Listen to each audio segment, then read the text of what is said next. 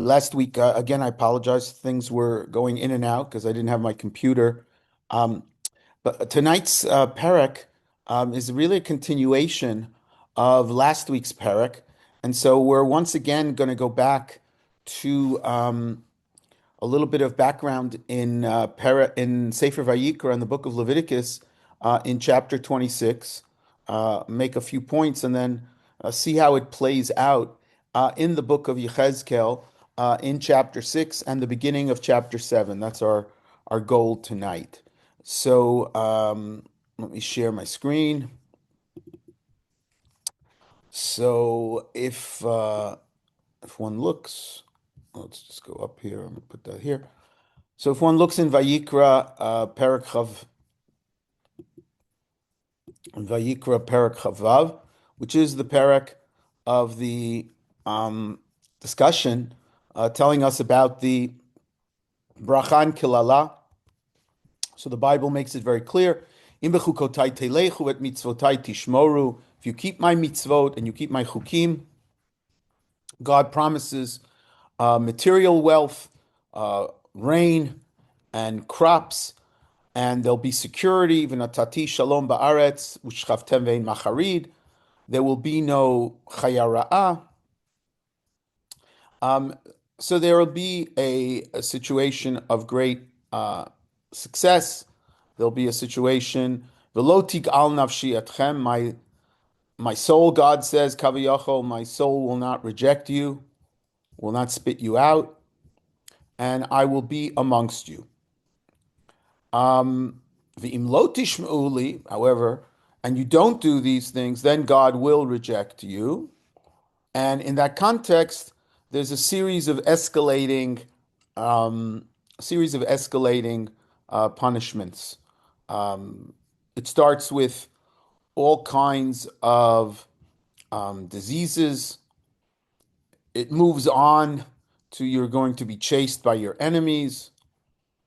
It's going to continue where God says he's going to, in contrast to the success, there's now not going to be any rain and there won't be any fruit, which of course will lead to famine and disease.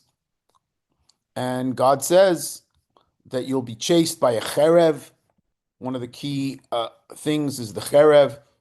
The beginning of the cherev. At the beginning, it talks about the cherev, and now it continues that there'll be a cherev that'll chase you. And after the cherev, there's going to be dever. There's going to be pestilence because there's so many people crowded into the city. There's no food, there's no water, there's no sanitation. V'shivri lachem matei lechem. When I break your staff of bread, there won't be food supplies. And the text escalates, continuing. God says you are going to engage in cannibalism. V'achaltem b'sar b'neichem u'b'sar b'notechem tochelu.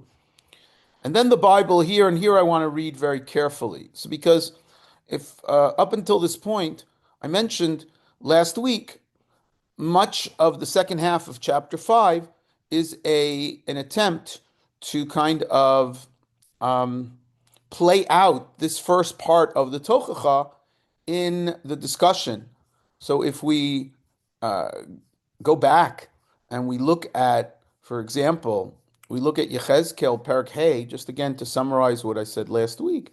If we look at Yechezkel Perek Hey, and we saw that in the second half, God spoke about the fact that there's going to be a cherev, the symbolic act of the cherev to cut off all the hair. And in that context, it mentions that the Jewish people did not follow the chukot of God and the mishpatim, exactly the language of the beginning of chapter 26. And God says that there will be all these things. Lachein avot yochlu banim betochechu banim yochlu avutam. That there's going to be cannibalism. The father's going to eat the children. The new thing I mentioned is the children are going to eat the fathers. and you will be spread out in Galut. In addition, there's going to be the Dever. Again, the fulfillment of the Tochacha, there will be Dever. Dever, Ra'av, and Cherev. Those three, the three horsemen, so to speak. So you had all that language which reminded us the Ra'av, Bishavarti et matei lechem, V'shilachti alechem Ra'av, V'chaya Ra'ah. V'dever v'dam yavor bach v'cherev avi alayich, which again, if we just go back to that first part of Vayikra, Perek Vav, you have all the elements that are being described here. You have the what is it? You have the Chayat HaSadeh. You have the Cherev, the destruction of the food supply, b'shivri lachem matei lechem. You have the language, v'achaltem b'sar b'neichem, u'b'sar b'notechem tochelu. You have the cannibalism. All that you had here. What's interesting is that you're going to now, when we get to chapter 6, Chapter 6 is going to replay some of what we already had, but it's going to continue to the second half of chapter 6. Because if we look at the second half of chapter 6, so to speak, as God escalates, after that, God says, V'hishmadeti et bamotechem, I will destroy your bamot, which were the altars that were used outside of the central place of worship. V'hichrati et chamanechem. It's unclear what chamanechem means in the Bible, but it seems to be some sort of avodah zarah. Maybe it was connected to the sun, cham. Some scholars conjecture that. Others say that it refers to something else. Let me just put in my connect so that we don't run out of battery here. Just a second. Some scholars say that it connects to that. Oops. Boy, I got cut off. Sorry. Sure that it stays. Okay. In fact, if we look at the word chamanechem here,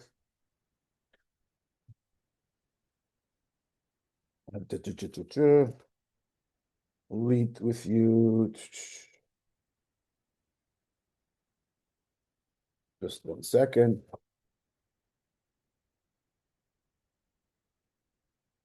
The word chamanechem. It's found it's a very rare word. It's found in Yeshayahu twice. And it's found in Divrei Hayamim twice. Again, according to a number of scholars, as I said, it's connected to some sort of worship of the sun. On the other hand, others say it's connected to some sort of structure that had an opening, like a little passageway, and in the middle of the passageway there was a big stone and a presentation of a number of idols. So again, it's some sort of avodah zarah. V'natati et pigreichem al pigrei gilulechem.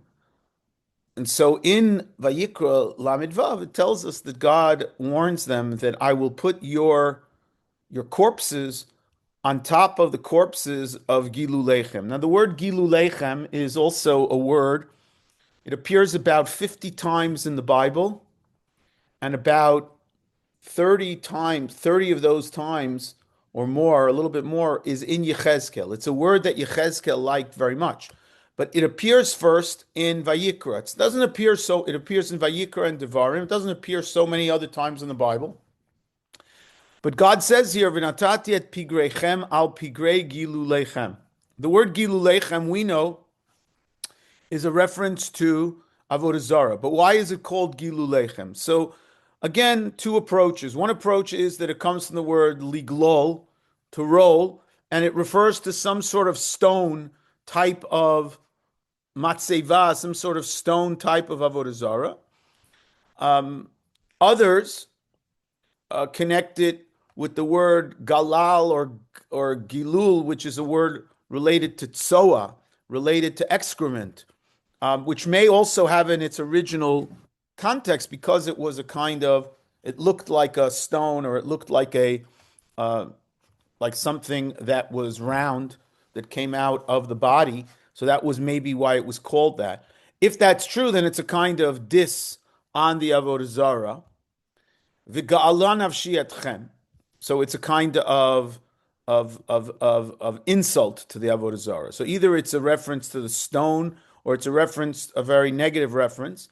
V'natati arechem chorva, your cities will be destroyed. V'hashimoti et mikdeshechem, I will destroy your holy places.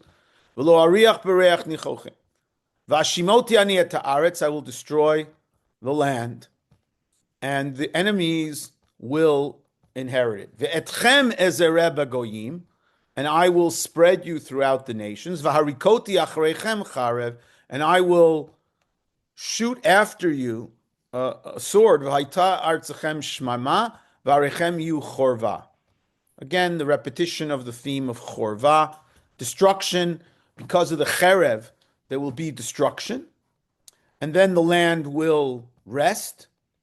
And this is the unfortunate, anisharim bachem, even those who are left, ve'veiti morach bilvavam bartzot orem, they'll be afraid, ve'radafotam kol alenidaf, and asum nusat cherev, they'll be chased by the sword, ve'kashlu ish be'achiv k'mipnei cherev, they will run into each other, ve'lo ti'eh lahem tkuma lifnei oivechem, va'avadetem bagoyim v'achla etchem eretz oivechem. You will be eaten by the nations of your enemies.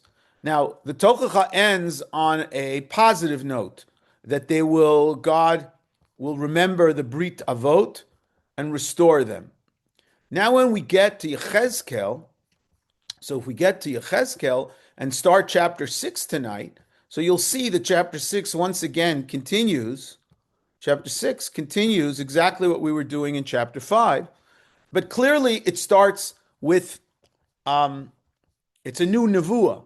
Was it given a few years after, a few months after the nevuah? Unclear. We know that in the book of Yechezkel, if we go back for a second, right, the book of Yechezkel began, Vayhi b'shloshim shana, b'revi b'chamisha l'chodesh, b'chamisha l'chodesh, the 5th day, hi hashana chamishit legalut melech Yehoyachin. This was the 5th year of the exile of King Yehoyachin, the one who had been exiled in 598, so it's 593.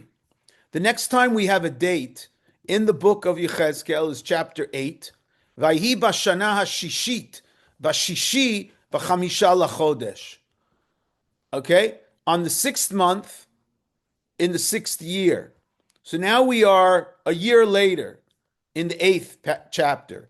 If the chapters are going chronologically, so then, if the chapters are going chronologically, then chapter 6, right?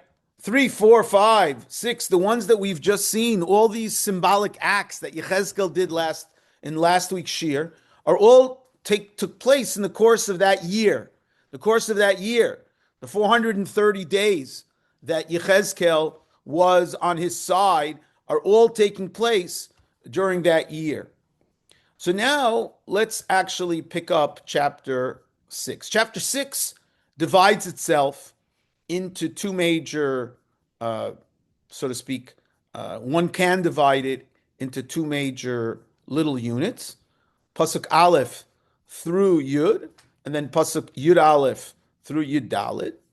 And you'll see the repetition because even the first nevuah can be divided into two. And the key word, the key phrase that repeats itself is V'yidatem ki ani Adonai, V'yad'u ki ani Adonai, and it ends off V'yad'u ki ani Adonai. That is the repetitive chorus. And again, it connects with the beginning of Yechezkel's mission. Yechezkel's mission is not, at this point in time, is not about tshuva, about them doing tshuva. The die has been cast. That is a done deal. The Hurban is the destruction of the temple is going to happen. It is too far gone in the fourth quarter. It's too late. So the only thing is that they should know that God is the one running the show, that God's word is true, that he's predicting what's going to happen. And also, remember that we know from the book of Jeremiah that there were a lot of false prophets running around saying things like, the Jews are going to return imminently from Bavel. Hananiah ben Azur, the false prophet that Jeremiah had to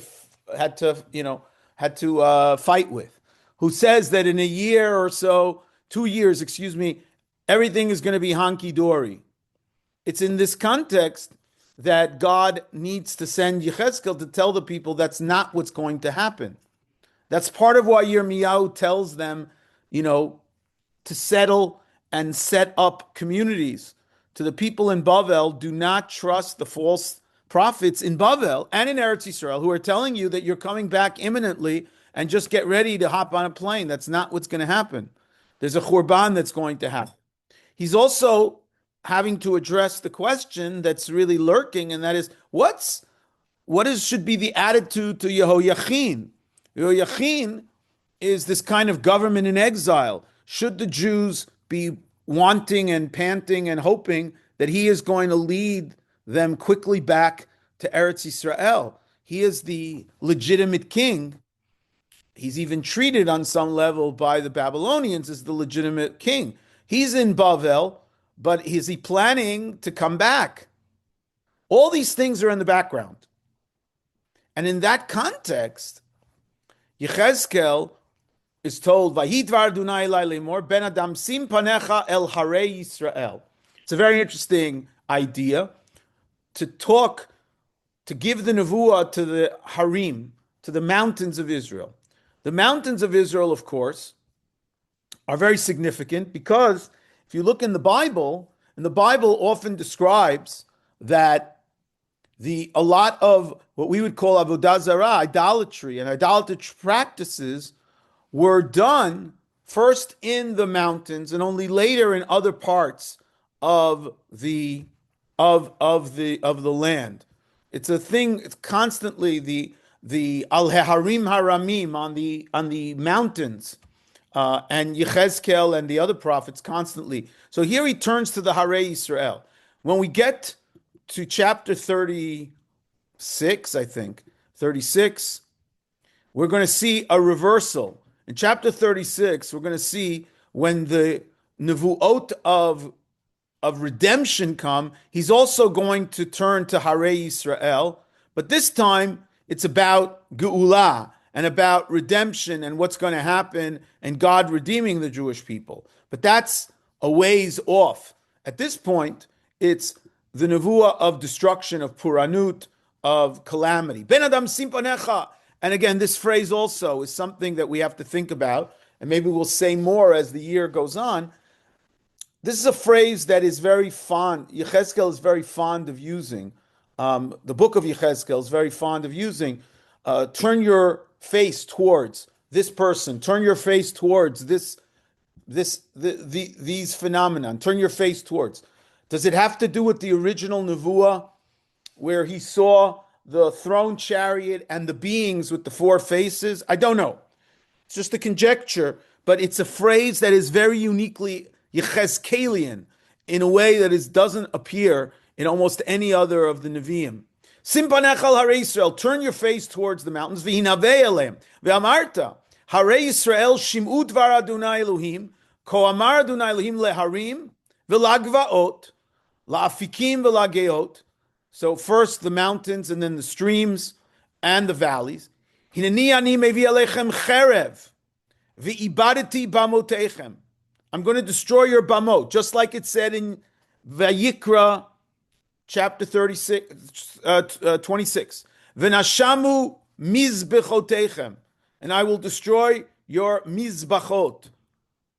V'nishberu chamanechem, I will destroy your chamanim. V'hipalti chalalechem, and I will bring down your corpses. Lifnei gilulechem, in front of your gilulim. That is almost an exact quote from Vayikra chapter 26. Again, just to show you it explicitly, just again, so to speak, if I had a mirror, I could show you. So again, the language is V'hishmadeti et bamotechem in Vayikra 26. Vayikra 26. V'hishmadeti et bamotechem, v'hichrati et chamonechem, v'natati et pigreichem al pigrei gilulechem. So we're going to have all that. So that's what we have here. And in Yechezkel, so we have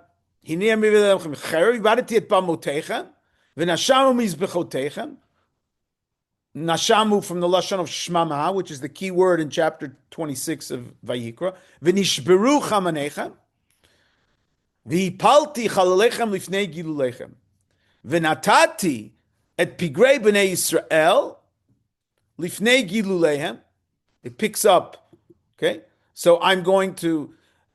Again, does this refer to two different groups of Jews? Is this the first one, the ones who were actually the hardcore Avodah Zaraniks, and now the rest of Bnei Yisrael? Unclear. V'natati et pigrei Bnei Yisrael lifnei giluleihem, v'zeireti et atzmotechem, svivot mizbechotechem. Kind of midah keneged midah. You worshipped these Avodah Zarah, this idolatry. Now I'm going to let you, so to speak, your bones are going to be strewn.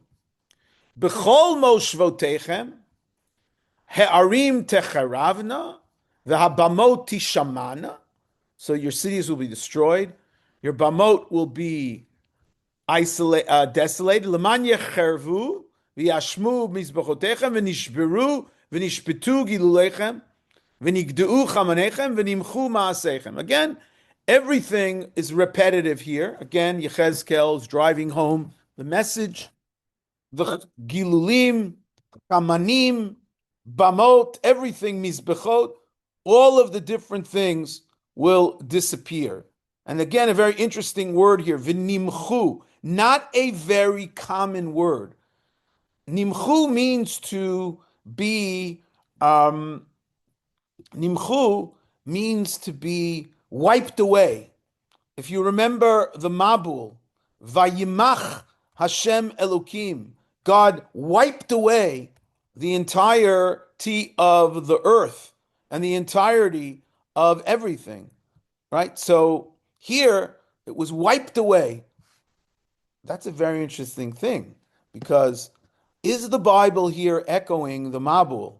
Already in chapter 6, is the Bible echoing that, hinting at that the destruction of Jerusalem will be on some level like the destruction of the Mabul, this kind of wiping away ma'asechem, everything that you've done. Again, very, very interesting terminology to use, and I'll get back to it in a few minutes because I do think that it's very significant. V'nafal chalal b'tochechem, nafal chalal b'tochechem, corpses will fall. Vidatem ki ani Adonai, and you will know that I am God. So the end of the first section is you will know that I am God. The destruction of all of the Avodah Zarah. It now continues and seemingly repeats, but this time it focuses also on the exiles. V'hotarti b'yotbichem plitei cherev bagoyim b'hizarotechem ba'aratzot. You're going to be spread out V'zachru pleitechem oti bagoyim asher nishbu sham, asher nishbarti et libam ozonei asher. Your pleitim, your refugees will remember me. V'etemneim hazonot achrei giluleihem, which connects this first nevuah, the second nevuah with the first nevuah. Giluleihem, giluleichem. So v'nakotu bifneim el haraot asher asu l'chol tovim v'yadu ki ani Adonai lo el chinam dibarti lasot lem harazot. So the second part of this nevuah, or you want to call it its own nevuah, is all focusing on the pleitim, those who are the survivors, those who are in exile. V'zachru pleitem oti bagoyim asher nishbu sham. Again, reminds us again of Vayikra chapter 26. So in Vayikra chapter 26, where it said that at the very end, it said that those will go into exile. Va'avadtem bagoyim, v'achla etchem eretz oivechem, v'achla etchem eretz oivechem, v'anisharim bachem, those who were left, the remnant, yimaku avotam be'artzot ovehem, va'af pa'avonot avotam itam yimaku. That they will suffer, and then they will confess their sins. And they'll recognize what they did in their heart. Va'az yirtzu et avonam. So you have a kind of echo of that here in Yechezkel, Perek Vav, in the second half, you have a kind of echo of that. V'zachru plitechem oti, they'll remember me. They're going to be left, v'hotarti, they're the remnant, in the Aratzot, in all the nations. And they're going to remember me. Bagoyim asher nishbati lem. Ve'et einehem, in their heart. Ve'et einehem azonot achrei gilulim. V'nakotu bifnehem. El harot asher asu l'chol tavotem. V'yad'u ki ani Adonai. Lo el chinam dibarti lasot lehem et hara hazot. So that's the end of the first part. The second part, again, continues the echoes of chapter 26, but this time Yechezkel is asked to do an action. Just like in chapter 4 and 5, he did all kinds of symbolic actions, and that's another connective tissue. In this nevuah, which again, he may have given 2 weeks later, and the final editor put it together, Ko amar Adonai Elohim, hakei b'chafcha, smite, hit the table with your hand, ureka b'raglecha, ve'amar, and step on the ground, ve'emor ach, and say, woe, el kol to'avot haraot be'Yisrael, asher b'cherev, bara'av, ubadever yipolu. Again, the triumvirate of Cherev, Ra'av, and Dever. Those three, as I said before, in chapter 26, again in chapter 26, were the key, the triple whammy in the, right?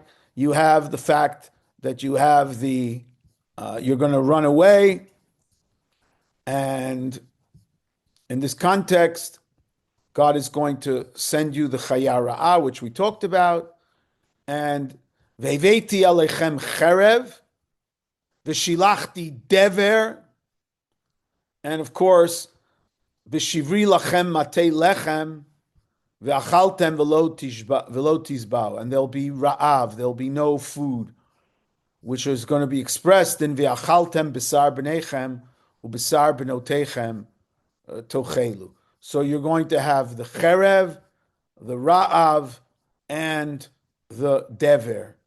And here too, of course, you have those elements here in Yechezkel, harachok, and now the Bible, and Yechezkel explains what these three specifically, harachok badever yamut, va'karov b'cherev yipol, those who remain in the city are going to die fighting. Harachok, those who are far and have no access to any food and have no protection and no anything, they're going to die of dever. V'hanishar v'hanatzur bara'av yamut. And those who remain in the city who aren't fighters, and those who are natsur, which is from lashon matzor, from a siege, they will eventually die of starvation. V'chileti chamatibam v'yidatem ki ani Adonai. So I actually skipped this. I'm sorry, I forgot. It's actually four v'yidatem ki ani Adonai. The first one v'yidatem ki ani Adonai. V'yad'u ki ani Adonai. V'datem ki ani Adonai biot chalulehem bitoch gilulehem svivot mizbechotem. When all this happens, el kol giv arama bechol rashei ha'arim, on top of all the mountains, v'tachat kol eitz ra'anan, and under every luscious, fertile tree, v'tachat kol eila avuta, under every evergreen, Mikol masher natnu sham reach nichoach lechol giluleim, in the place that they offered the incense and the beautiful smell to their avodah zarah. V'natati et yadi aleihem, v'natati et haaretz shmama umishama mimidbar divlata. Again, unclear what this means. Does it mean from the midbar up until divlata, which is somewhere in the north? B'chol moshoteim v'yadu Adonai. Again, this language of shmama and mishama, the repetition over and over again, is of course echoing chapter 26. We now come to the beginning of chapter 7. And so when we begin chapter 7, which clearly is a new nevuah, it's clearly a new nevuah. When we begin that, we have the urgency of the moment. Again, the only way to understand this is the background, is to understand that the people in Bavel and the people in Eretz Yisrael were being told a couple of things. Number one, as I said, they were being told that things are going to actually, instead of things getting worse, things are going to get better. And there's no more destruction, but rather Bavel is going to be overturned. The Jews are going to return. The Beis Hamikdash is going to stay, and the Jews are going to return to the land of Israel. But what's interesting is there's also maybe a subtext here that for the last 20, 30 years, they've heard prophecies about the destruction of the temple, either indirect or direct, from Nevi'im like Yirmiyahu, from Nevi'im like Nahum and others, and the temple hasn't been destroyed. Meaning, whatever calamities have been happening in the 610s and the 600s and the 590s, and even the exile of the leadership, it was a terrible, terrible calamity, but one could have imagined, and one could have a theology that the Beis Hamikdash will remain untouched.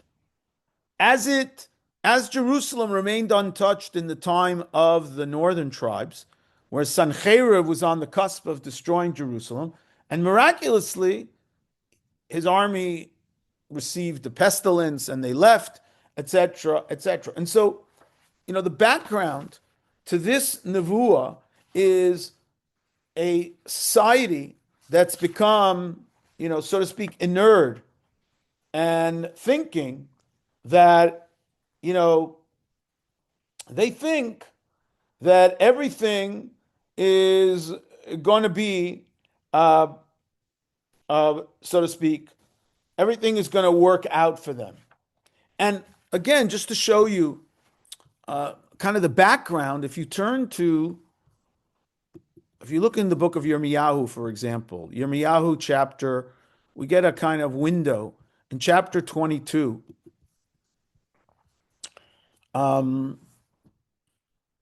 Where he talks about Yehoyakim. And he says, about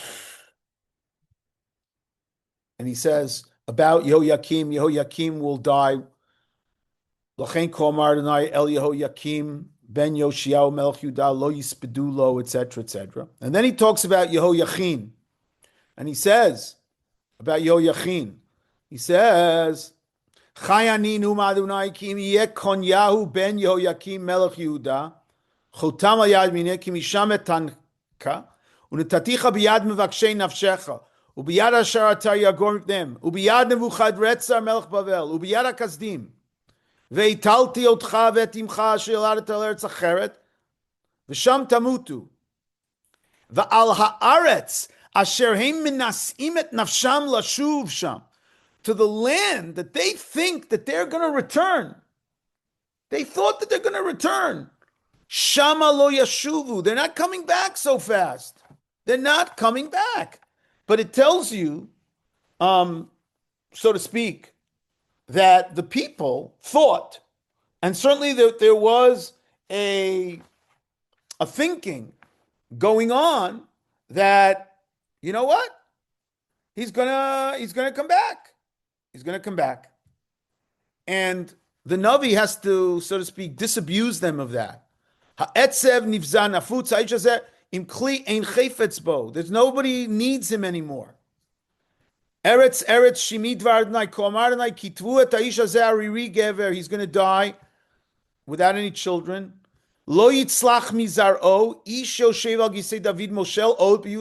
There is not going to be a restoration of Yechoniah or his children's role and reign in Jerusalem. That's done. Maybe, Yirmiyahu and a few Prakim will talk about in 70 years, there'll be this. But right now, it's not happening. Even though many of the people probably thought that that's what will happen. And so this is the context in which we now can start chapter 7 of Yechezkel.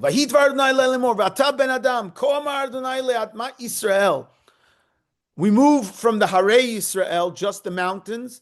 We now move to the whole of the land of Israel. Kates, ba ha-kates, al arba kanfot haaretz. The end is nigh. The end, ba. Ata ha-kates alayich, v'shilachti api bach. Ushvatitich kidrachayich v'natati alayich et kol tovotayich. God says you're going to be judged. Notice the language. I'm sorry, what happened here? Notice the language is all about the end is coming. The language of coming, ba, kates, the end, ha-kates. And it's not the kates like we use it today. We talk about kates hayamin as the Mashiach tzeit, the Mashiach time. No. Kates here means the end. V'lo tachos eini alayich. I will show no mercy. Again, this is very strong language. It's the language of the judicial. God is going to judge us. And the language of v'lo tachos eini alav is the language taken from Parshat Shoftim. When it talks about in terms of how you deal with the, people who, who should not be given any mercy. So, for example, in Parshat Shoftim, where is that? In Perek, where is that? Perek 16. When it talks about Shoftim v'shotrim titein lecha, right? Sorry, the next one. Chapter 17.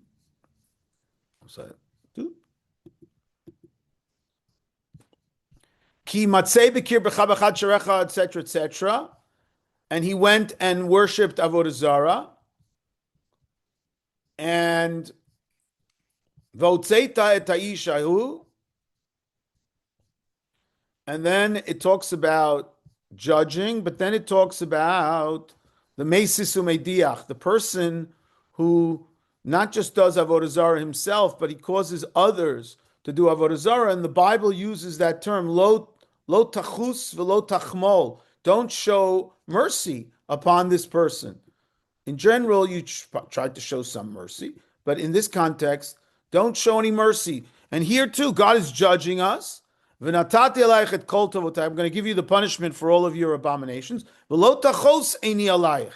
I will show no mercy. Velo echmol. Again, let me just make sure. Let me just get that language exactly. 1 second.